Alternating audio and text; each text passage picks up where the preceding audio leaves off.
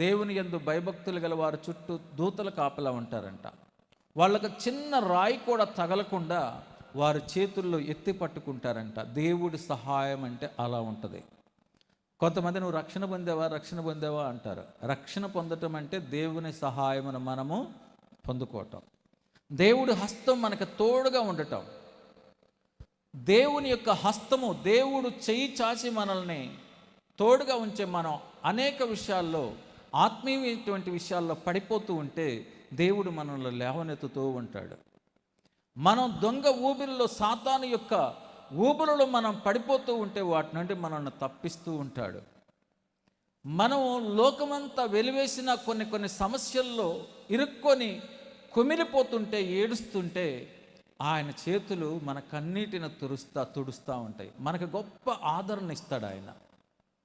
ఎన్నోసార్లు